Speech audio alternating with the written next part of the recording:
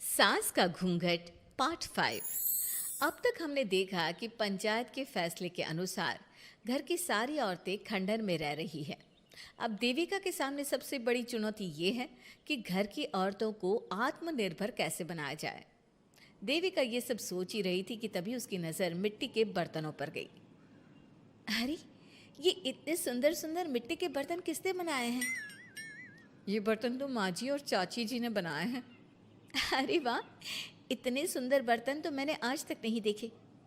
माँ जी, चाची जी, आपने ये कहाँ से सीखा? अरे बहू, ये तो हम बचपन से बनाते आ रहे हैं। ये स्टील, पीतल और कांच के बर्तन तो अब चले हैं। पहले तो मिट्टी के बर्तन में ही लोग खाना खाते थे। ठीक है, तो हम दोबारा से मिट्टी के बर्तनों में लोगों को खाना खाना सिखाएंगे। वीना दीदी और सुजाता भाभी, आप दोनों बताओ, आप दोनों को क्या क्या आता है? मुझे तो खाना अच्छा बनाना आता है। बस खाना बनाने के अलावा मैंने कभी कुछ किया ही नहीं। और वीना दीदी, आप बताओ, आपको क्या क्या आता है? पता नहीं, मैंने बचपन से यही सुना है कि लड़कियों को ये नहीं करना चाहिए, लड़कियों को वो नहीं करना चाहिए, इसलिए मैंने कभी कुछ किया ही नहीं। देविका, वीना को सिलाई, कढ़ाई और बुनाई बहुत अच्छी आती है। हाँ, आती तो है लेकिन बहुत अच्छी नहीं। बहुत अच्छी भी आ जाएगी। अब देविका और बाकी सभी औरतें गांव में सबके घर जाती हैं और गांव की सभी औरतों से मिलकर कहती हैं, भाभी जी, अगर आपको अपने या अपने घर वालों के लिए कपड़े सिलवाने हो तो आप मुझसे ही सिलवाना। बहन जी, मिट्टी का चूल्हा, बर्तन या मटका बनवाना हो तो मुझसे ही बनवाना। मैं और विमला दीदी आपके घर के सारे बर्तन बना देंगे। भाभी, आप कभी किसी काम में व्यस्त हो और खाना ना बना पाओ ना, तो आप मुझे बता देना, मैं आपके घर के लिए खाना बना दूंगी। वो क्या है ना, आप तो सारा दिन खेतों में काम करती हो और कभी कभी खाना भी नहीं बना पाती होंगी, इसलिए। इस तरह घर की औरतें जी जान से अपने अपने कामों में लग जाती है। धीरे धीरे उनका काम बढ़ जाता है और वो अपने खंडहर को ठीक करने में लग जाती हैं। वहीं दूसरी ओर घर के सारे आदमी घर का काम संभाल नहीं पा रहे थे।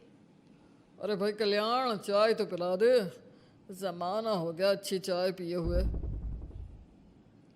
आप भी ना घर के दामाद से क्या क्या काम करवाते हैं। अभी लाता हूँ चाय।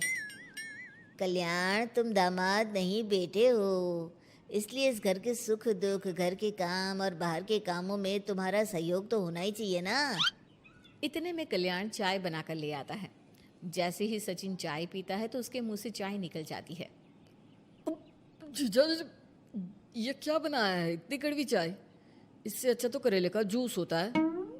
देख सचिन भाई, मैं तो ऐसी ही चाय बनाता हूँ, पीनी है तो पी, नहीं पीनी है तो अपने आप बना ले।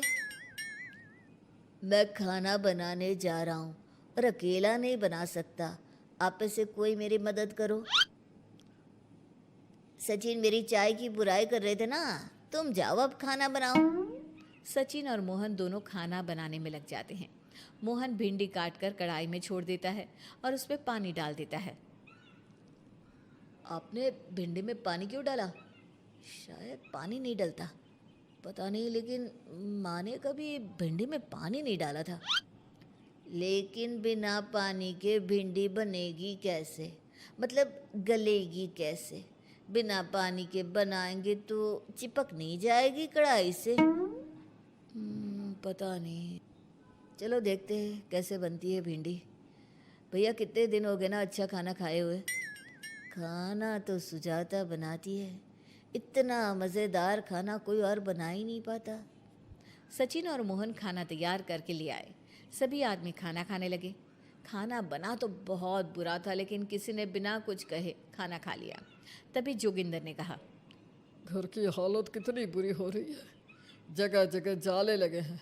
2 दिन से तो किसी ने झाड़ू भी नहीं लगाई घर की।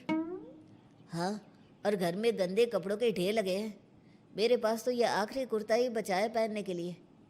कल्याण, मोहन, तुम किसी नौकर को रख लो ना।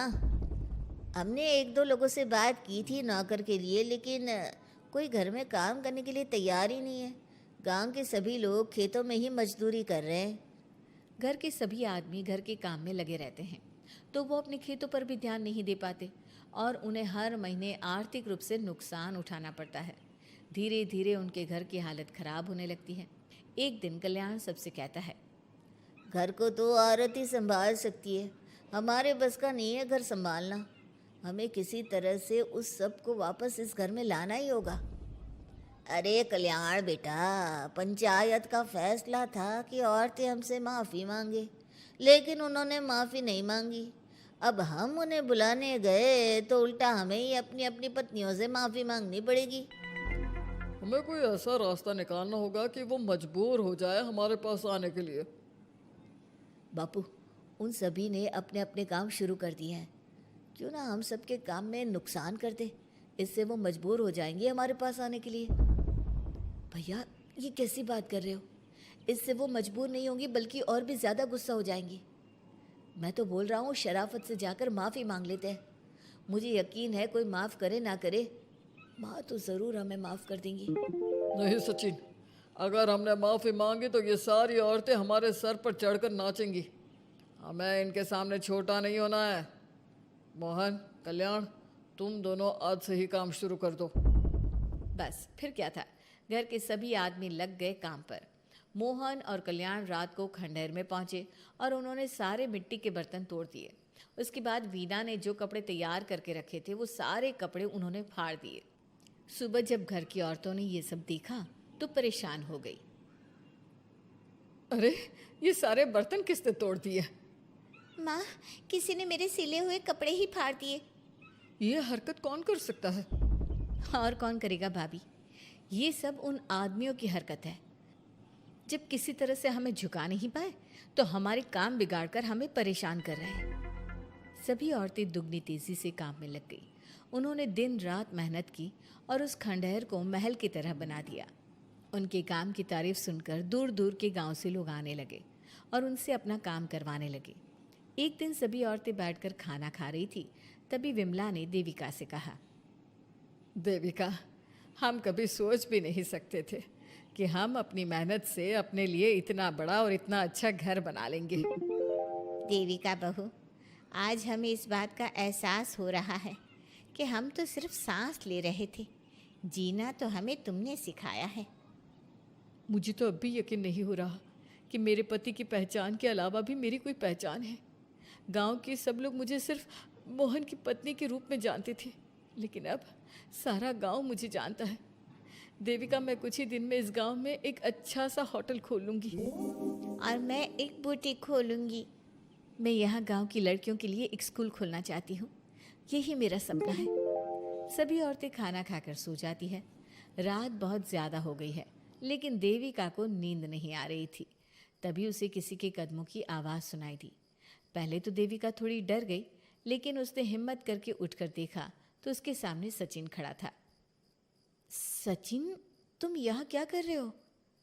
कहीं तुम मेरा कोई नुकसान तो करने नहीं आए? मेरे पास तो किताबों के अलावा कुछ नहीं है, फाड़ना चाहो तो फाड़ सकते हो।